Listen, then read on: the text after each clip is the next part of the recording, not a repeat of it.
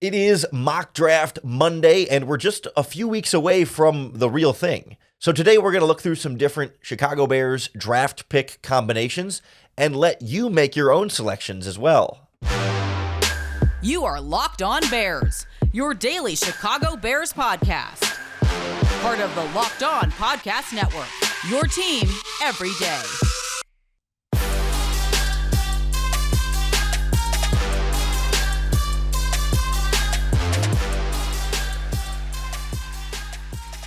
This is Locked On Bears, and I'm your host, Lauren Cox.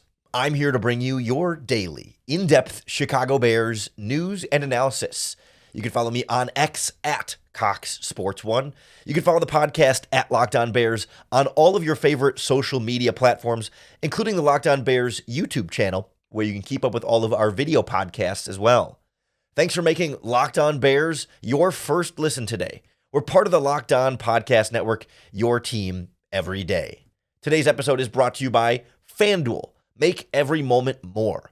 Right now, new customers get $200 in bonus bets with any winning $5 bet. Visit FanDuel.com/lockedon to get started. On the show today, we look at some different Bears mock draft pick combinations head-to-head to try and get a sense of the draft strategy here for Ryan Poles. That when you start to look not only in a vacuum of who's on the clock with the 9th pick, with the 75th pick, etc., but also like based on who you picked before, how that shapes who you'll want to pick next, it becomes tricky to find the right combinations to feel like you're addressing the types of positions that you'd like to address and the players you'd like to address with only 4 draft picks for your Chicago Bears, one of whom already is accounted for. But I went ahead and put together a chart. I did this last year as well on the podcast and on Twitter at CoxSports1 of sort of building your own Chicago Bears draft. It's kind of like when you see those social media graphics where it's like, you've got 15 hypothetical dollars, spend $50 and build your dream lineup. And they'll put players at different like dollar amounts and you sort of spend to build your lineup or in any kind of sport. That kind of draft, just instead it's the Bears draft picks and the different positions they could address with each draft pick. Again, already assigning the number 1 overall pick to Caleb Williams, we're just going to look at the 9th pick, the 75th pick, and then the Bears' 4th round pick, which is 117th overall. I always forget the exact number that I've got on that chart. 122nd, 9, 75, and 122. In this chart, it's not super important that like, okay, the specific offensive lineman I picked for 75 or the specific edge rusher I picked for 122, but it's more, the exercise is more to look at, okay, if you go edge rusher in the 1st round or you go wide receiver in the 1st round, then do you go edge rusher in the 3rd and offensive lineman in the 4th? Or do you go safety in the 3rd round and then, wide receiver in the 4th? How do you start to split up what positions you take in each round of the draft for the Chicago Bears? So like in the first round with the 9th overall pick, you could go edge rusher with Dallas Turner. You could go wide receiver with Rome Odunze. You could go offensive tackle with Joe Alt. I guess you could go defensive tackle with Byron Murphy, or even, tight end in Brock Bowers. To me, it's not as important as saying, okay, will he be on the board or will they not? Like, not all 5 of those players will likely be on the board with the 9th overall pick, but presumably you have a decent chance at any of them. So you could pick one of those guys with your 9th overall pick. And then you move down to your next draft pick is 75th overall in the 3rd round. You could get an edge rusher like Brandon Dorlus from Oregon. You could get a wide receiver like Jeremiah Burton from Alabama. And he could be a nice little option for you there. You could get a center like Van Pran from Georgia in the 3rd round, or a defensive tackle like Michael Hall from Ohio State, or a safety like Cameron Kinchins, who I always pronounce a T in that word, his last name that isn't actually there, Kinchins. And then in the 4th round, same kind of thing, an edge rusher, a wide receiver, an offensive lineman, a defensive tackle, or another safety there. Guys like Gabriel Murphy at the edge, Jamari Thrash at wide receiver from Louisville, the Arkansas center, Bo Limmer is an option there, the Texas A&M interior pass rusher, McKinley Jackson, or even a safety like Darius Taylor Demerson from Texas Tech. I mean, you've got options at each of the Bears' primary draft positions in each of the 3 rounds that the Bears have draft picks. And obviously, this exercise doesn't include the possibility for trades, either up or down in either spot, but it's more so to sort of illustrate the point of like, hey, it's hard to get everything you want out of this draft with just the 3 picks that the Chicago Bears had. Like if I'm looking at this build your own draft board, which again, if you're just listening along to the podcast, you can find that out on my Twitter feed at Cox Sports 1. And the visual is available here on the Locked On Bears YouTube channel as well. Like out of all those picks, I think most people are going to lean with Rome Odunze with the 9th overall pick for the Chicago Bears. Like when you look at the consensus mock draft aggregators, Odunze is the most common pick for the Chicago Bears there. Me personally, again, like we did a whole podcast about this a couple weeks ago. If Odunze is there, I'd like to trade down from the 9th overall pick and let someone else trade up for a receiver and feel like I can still get somebody I really like after moving down a couple of spots and address.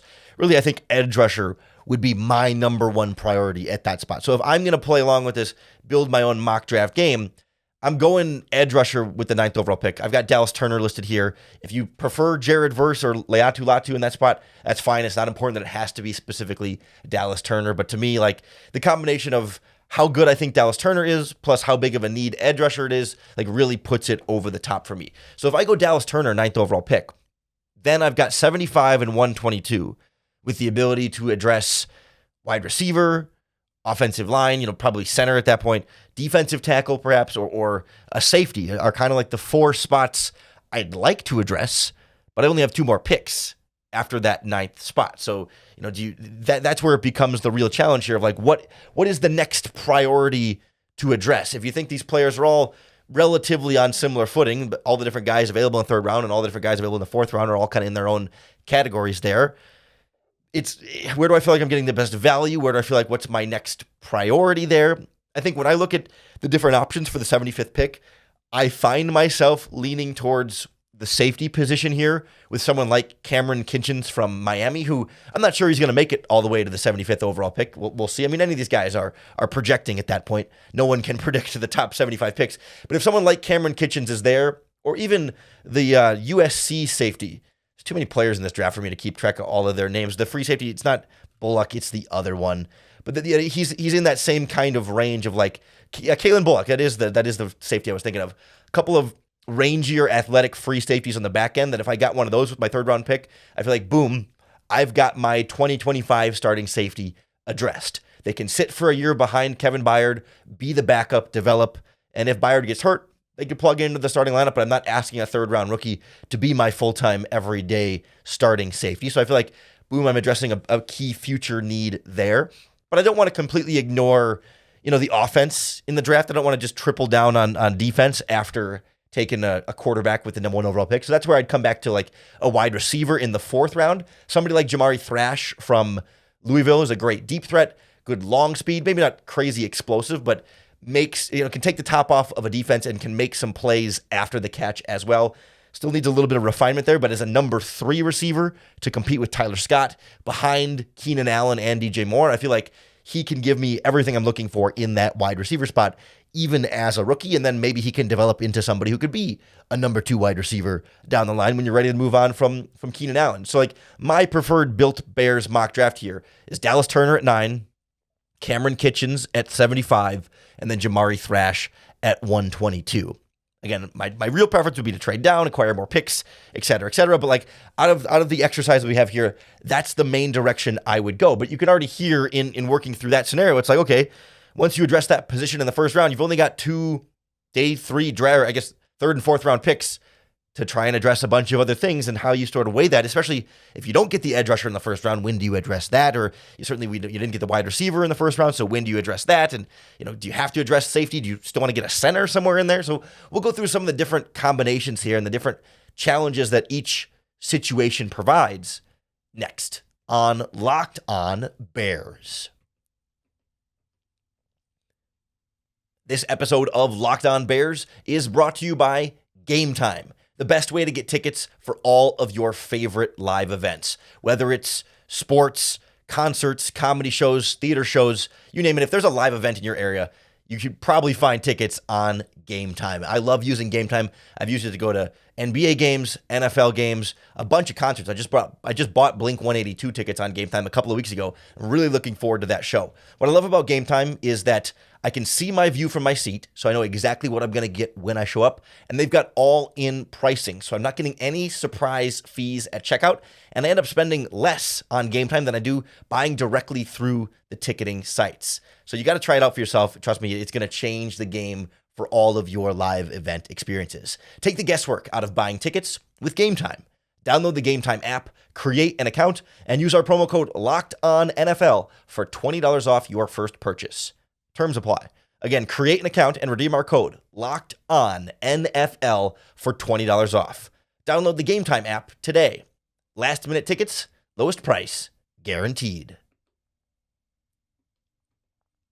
So going edge rusher in the first round is my personal preference, but it doesn't have to be yours, and it might not be the Chicago Bears when it's all said and done. I think it's good to kind of go through the different scenarios here of, okay, what happens if you go with a different guy at the top of the draft, and how do you try and address everything else? Like if we're building this Bears mock draft, we say, okay, Rome Odunze, best player on your board. He's there at 9. Lucky us. Let's take the top wide receiver and get another great weapon for Caleb Williams.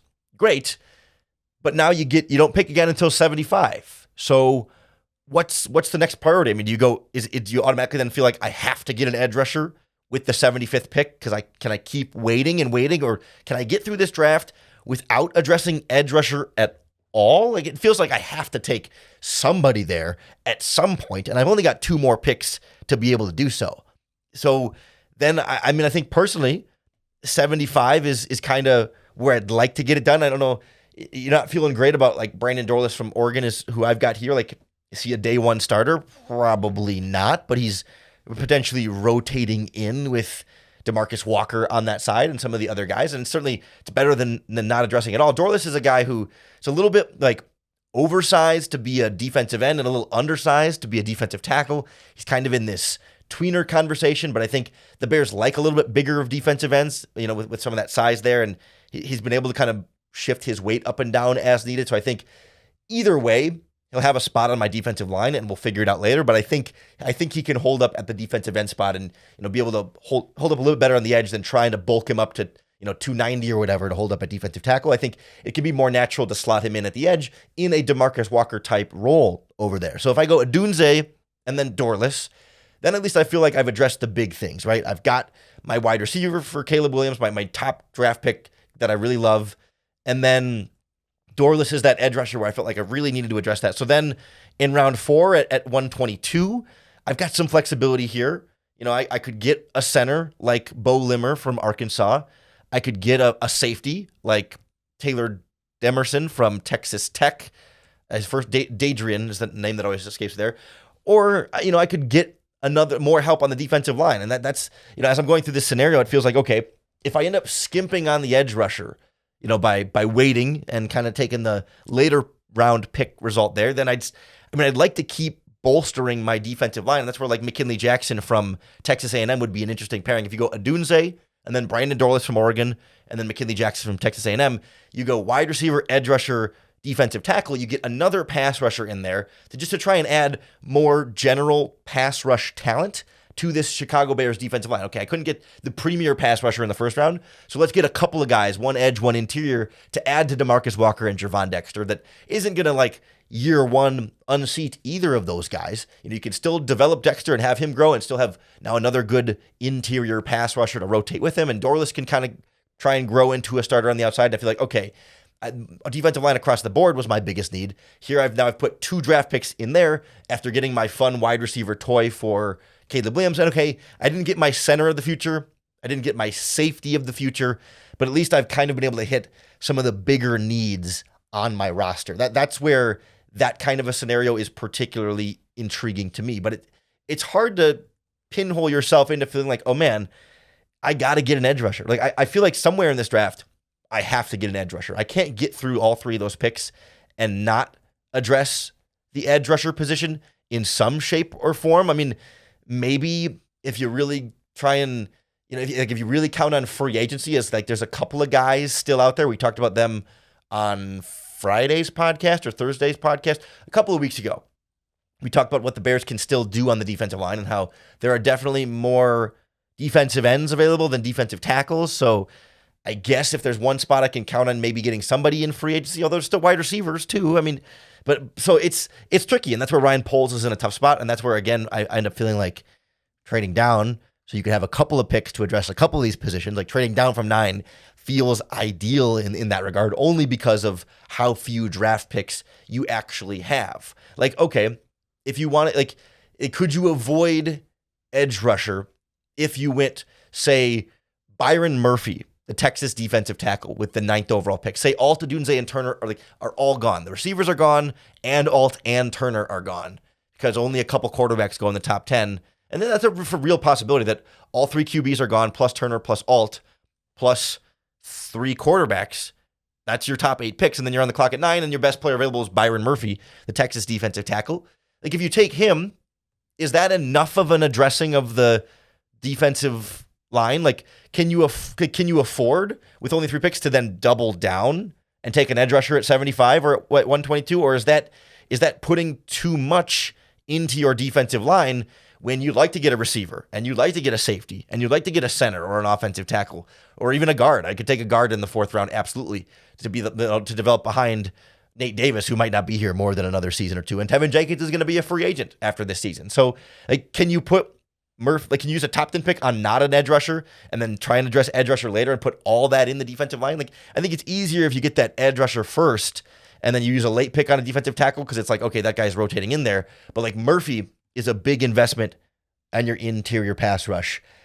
And can that just be enough to lift the tides and maybe still sign a free agent? Like could you get by with this Bears team if you draft Byron Murphy 9th, and then say you go wide receiver in the 3rd round, like Jeremiah Burton from Alabama. So you got a weapon for Caleb Williams, a number 3 wide receiver.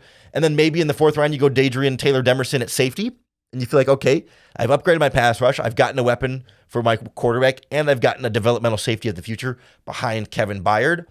Can that be enough? Like, it feels like you're getting, a good player with all 3 of those picks, but you're left not really addressing the edge rusher position at all. So do you bring back Yannick Ngakoue? Do you go through free agency to get something else in there? Like, I'm always left one way or another not loving what I come away with, or feeling like I needed to come away with more. I mean, in any of these drafts, I don't think I've addressed the center position at all at this point, because when you have both Ryan Bates and they signed Coleman Shelton in free agency, like, using a draft pick on a center feels like a little bit of a luxury. Like, yes, you'd like to draft that center and develop him to be maybe the starter next season, but that center is coming in here and being your number 3 as a rookie.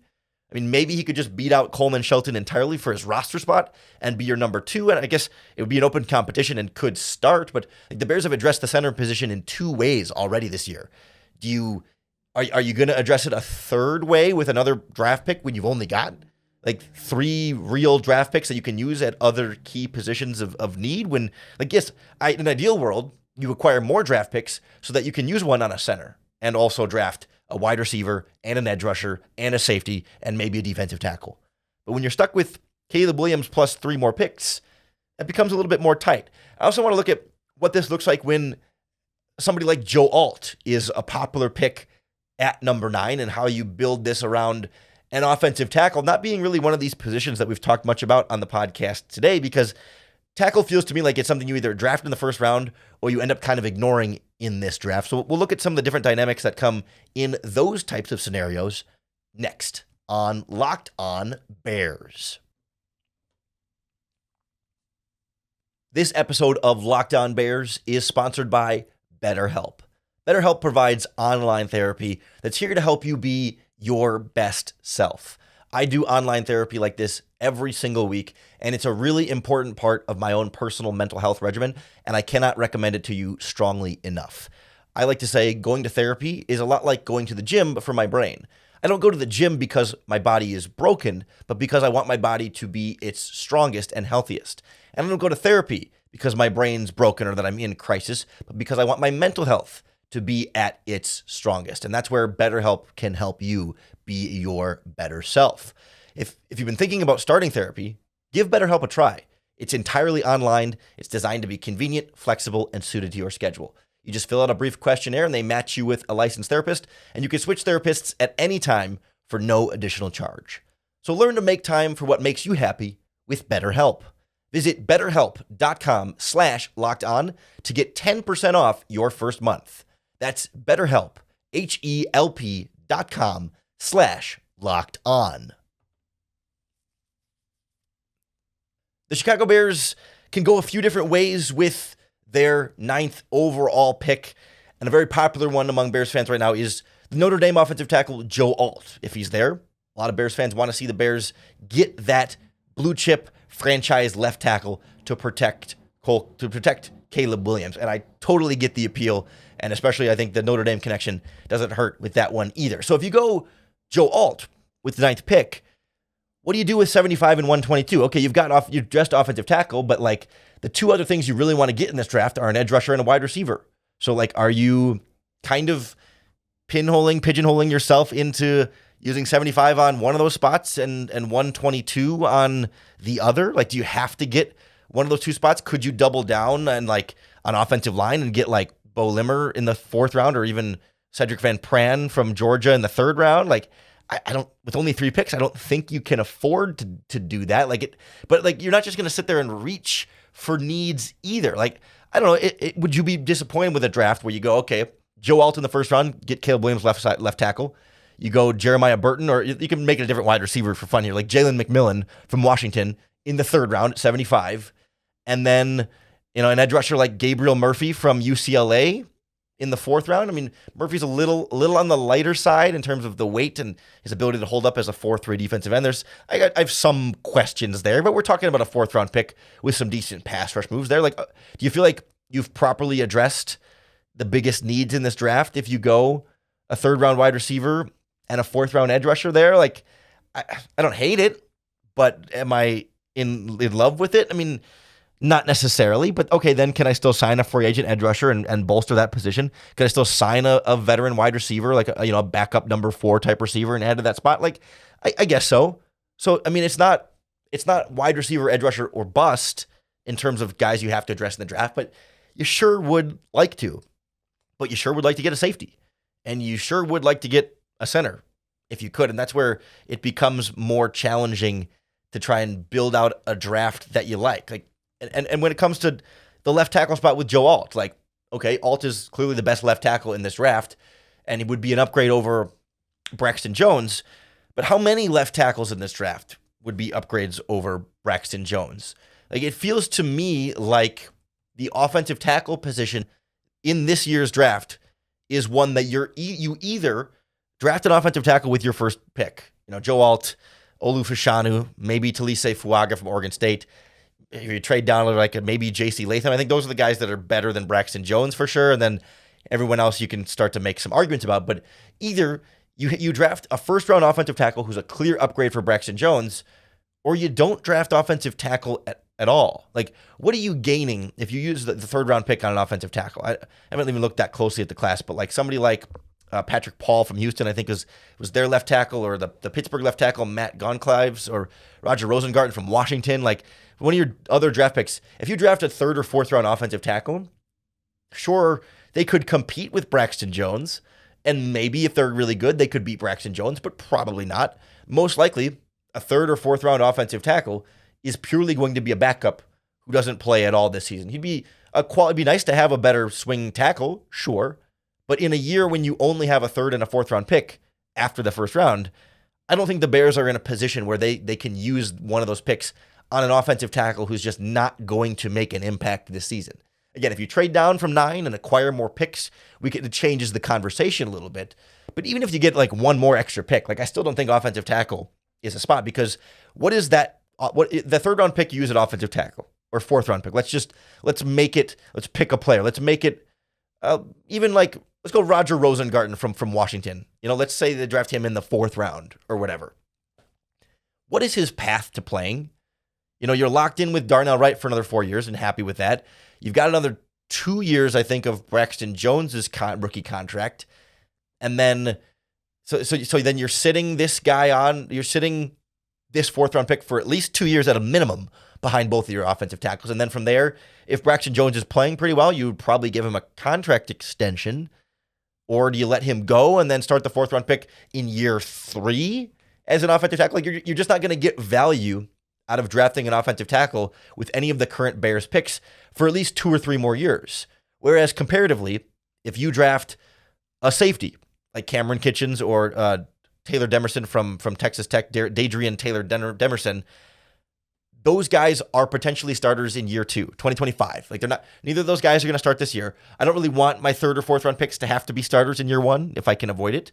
But both guys will be ready and able to replace Kevin Byard after 1 year if you so choose to move on from Kevin Byard after 1 year. It's basically a 1-year contract with a 2nd-year option that the Bears could keep. So like those guys have a path to playing time. Same with the centers, Cedric Van Pran or Bo Limmer that I've got in my chart, or any of the the 3rd and 4th round pick centers. No, they're not going to start year 1. They're going to be backups most likely in year 1. But Coleman Shelton is here on a 1-year deal. The Bears signed him to. And I believe Ryan Bates, who the Bears traded for, is also on the last year of his contract. It's possible he might have 2. I don't have the contract in front of me, but it's basically 1 year at a time with him. You could cut him after this year at any time. So the centers could be a center you draft here could be a starter in year 2. Your wide receivers in the 3rd and 4th round are going to play as a rookie. Your number 3 receivers / number 4, and then could potentially replace Keenan Allen in year 2 or year 3 and beyond. And certainly your edge rushers are going to get a lot of playing time right away. Even your defensive tackles, if you took one in the 3rd or 4th round there, they're not going to start over Gervon Dexter, and they might not become starters, but there's always going to be a spot in the rotation at defensive tackle. Gervon Dexter is not going to play 100% of the snaps. Most defensive tackles play 60% of the snaps, 70% of the snaps, the really high-end ones, but 60, 50% of the snaps. So that's anywhere from 30, 40, or 50% of the snaps have to be played by backup defensive tackles. Like using a 3rd-round pick on a guy who's effective in that role is not a wasted pick by any means, and it's also an insurance option if for some reason Gervon Dexter doesn't develop and take the kind of steps forward that you're hoping he might be able to. And so that's where offensive tackle becomes so much harder of a sell for me to use anywhere outside of the top 10 of this draft or the 1st round, where like if the guy is not clearly an upgrade over Braxton Jones, clearly just so good that you can't pass up a Joe Alt because he's just so good, okay, you can take him there. But if he's not clearly so great, then you can't really take him at all because there's just not really a path forward to playing time. Like you could even make an argument that like linebacker, for example, the Bears don't really need to draft a linebacker. You've got Tremaine Edmonds, TJ Edwards. You took Noah Sewell last year. You got Micah But like both Edwards and Edmonds' contracts are ones that the Bears could, if they wanted to, get out of after this upcoming season. After 2024, you could cut TJ Edwards and not have much dead cap. And I believe you could cut Tremaine Edmonds and not have that much dead salary cap space. So either one of those guys, if you wanted to, if you chose as the Bears to move on, you could and create a role then for a Jack Sanborn, for a Noah Sewell, or for a draft pick that you might take this year at the linebacker position. Like, I'm not saying that I don't think they should draft a linebacker. I don't think they're going to draft a linebacker. But even at that spot, like there's a potential sooner path to playing time than a backup offensive tackle who's purely just going to be a backup. Like the only way you do it is if you drafted an offensive tackle who could also play guard. Someone with some positional versatility where, I don't know the depths of this offensive tackle class all that well to talk about guys that could be hybrids later on. I mean, certainly knowing like in the 1st round, like a Troy Fatanu from Washington kind of fits that bill as a guy who's kind of a hybrid guard tackle who might not be able to hold up. Maybe Matt Goncalves from Pittsburgh I've seen as a guy who potentially could play some guard. Like you draft a tackle with the idea that he can compete with Braxton Jones, or you could kick him inside and play behind Nate Davis and maybe take over for Nate Davis next season. Or, if Tevin Jenkins leaves in free agency, take over there. Like that's the only place I could find an offensive tackle worth taking there. But again, it's messy and it feels like it's not using the pick to the best priority for what this Bears team needs and where the talent deficiencies are on this team's draft. But it is also hard to focus too much on need because at any of these picks, 9, 75, and 122, you're going to want to take the best player available whenever possible and not just reach for an edge rusher because you really need one or reach for a wide receiver because you really, really wanted to get one. Like at the end of the day, who's the most talented players on the board? And whether it's a safety, an edge rusher, a wide receiver, a tackle, a guard, whatever, like pretty much anything but like a cornerback or another QB, you're pretty much going to take at those picks. Get the good players, figure out how to fit everybody together later on. That's the approach. But I want to hear what you would do, how you would fill out our Build Your Bears draft chart. What position are you taking at 9? What position are you taking at 75? And what position are you taking with the 122nd pick? Let us know in the comments here on the Locked On Bears YouTube channel, or you can tweet us at Locked On Bears, or you can post in the Locked On Bears Facebook group. However you do it, make sure you hit that subscribe button on YouTube or wherever you listen to podcasts, because that's going to be the best way to keep up with all of our daily, in-depth Chicago Bears news and analysis. Thanks for making Locked On Bears your first listen today. We're part of the Locked On Podcast Network, your team every day. We're getting you more and more ready for draft day each and every day as we look through different Bears draft scenarios, mock drafts, more in-depth on Caleb Williams coming very soon, best and worst case scenarios, and so much more. So keep coming back. Keep making Locked On Bears your first listen. Keep getting your daily draft fix. And in exchange, I'll keep giving you opportunities to bear down.